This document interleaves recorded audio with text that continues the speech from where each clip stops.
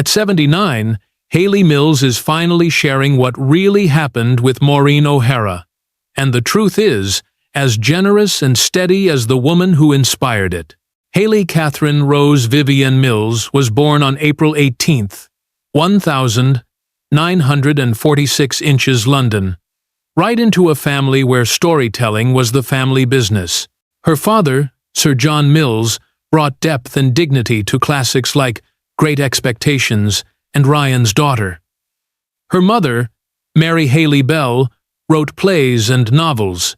That home alive with rehearsal pages, marked-up scripts, and dinner-table debriefs taught Hayley discipline, craft, and a reverence for audiences long before she ever stepped in front of a camera.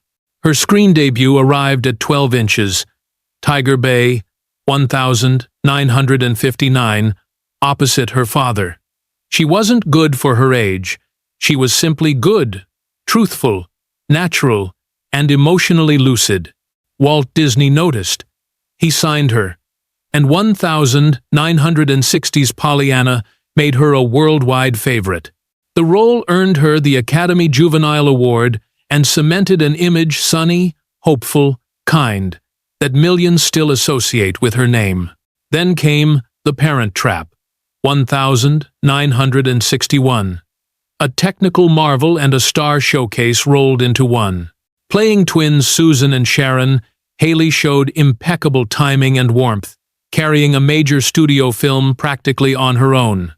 Through the 1,960 seconds, In Search of the Castaways, 1962. Summer Magic, 1963. That Darn Cat, 1965. She became Disney's emblem of adventure and innocence. But she didn't intend to live in amber. The Family Way, 1966, marked a turn toward adult roles, proving she had range beyond that bright early glow. Across the decades, Hayley kept working television dramas, stage tours, independent films, collecting praise for her professionalism and poise.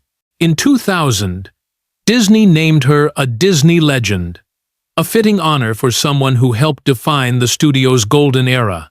Off-screen, she became a thoughtful advocate for young performers, frank about the pressures of fame and the need to protect a child's sense of self.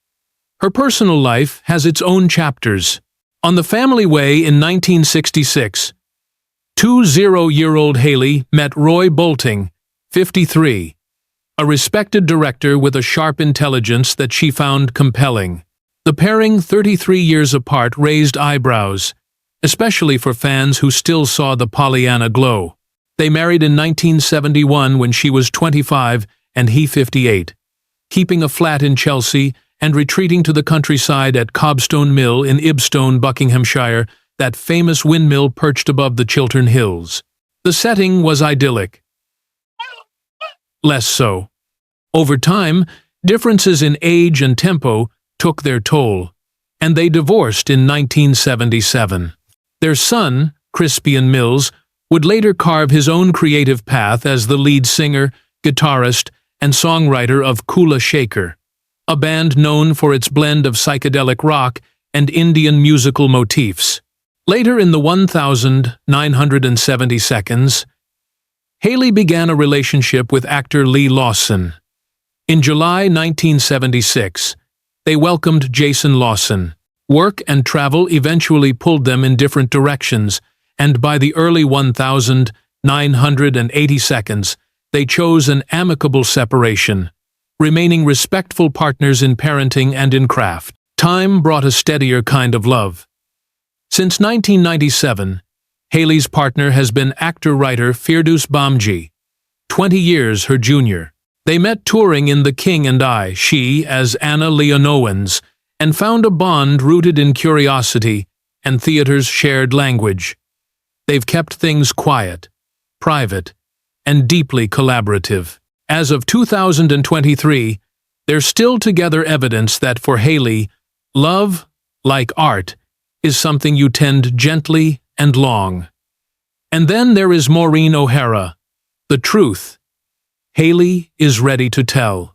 When they met on Disney's 1961 classic, The Parent Trap, Hayley was 14, shy, watchful, and eager to learn. O'Hara, already a legend from The Quiet Man and How Green Was My Valley, swept in with blazing red hair, an unmistakable Irish voice, and a spine of steel. She could be formidable, never cruel, never careless, but unwavering in her standards. If you were there, Hayley recalls, you were there to work. That intensity, at first intimidating, turned out to be a gift. What Hayley saw up close was O'Hara's total commitment. She didn't merely hit marks, she lived the scene. It was, Hayley says, like watching a masterclass in presence and precision, every look meaningful, every gesture loaded with intention. Between takes, O'Hara's counsel was quiet and personal. One line stayed with Hayley forever. You have to know who you are, Hayley, before the world tells you who to be. At 14, she couldn't yet carry the weight of those words. Decades later, they became a compass. Off camera, the two formed a calm, sincere friendship. O'Hara avoided gossip, demanded integrity, and prized dignity. And she laughed loudly, joyfully. She'd tell stories about early days in Ireland or rough-and-ready shoots with John Wayne, puncturing tension with a twinkle that reminded everyone she was far warmer than her reputation suggested. Over time, Hayley saw exactly what O'Hara had been up against. A male-dominated system where women needed twice the excellence to earn half the respect. People mistook O'Hara's strength for arrogance. Hayley came to recognize it as survival and leadership. That example proved invaluable.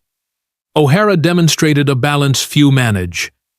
Kind without being weak, firm without being unkind. Hayley took that into meetings, rehearsals, and life, learning to hold her ground while keeping her grace. When O'Hara died in 2015, Hayley felt she'd lost a living bridge to old Hollywood, its rigor, charm, and code. I wish I'd told her how much she shaped me, Hayley says now, not just as an actress, but as a person. Today, when she revisits The Parent Trap, Hayley doesn't just see the clever split screens or remember the technical challenges of playing twins. She sees Maureen's reassuring smile before a difficult setup. She feels the weight of B, that steady hand on her shoulder, and hears, as if across time, "You've got this, darling." Those small moments are among the most precious of Hayley's career. They were about character, the on-screen kind, and the personal kind. If there's a single truth Hayley wants to put on the record at 79, it's that Maureen O'Hara was not merely a commanding presence or a fiery star, she was a mentor, a guardian, and a friend. Someone who demanded your best, and, by her example, Hayley's journey from one 2-year-old in 1959 to Disney legend in 2000, from Pollyanna in 1960, and The Parent Trap in 1961, to a life rich with theater, in 2023, owes a quiet debt to that force of nature, with the unwavering gaze. In an industry that often confuses noise for power, O'Hara taught Hayley that the real power is clarity. Know who you are, do the work, protect your dignity, and keep your humor. The rest, as both women proved, follows.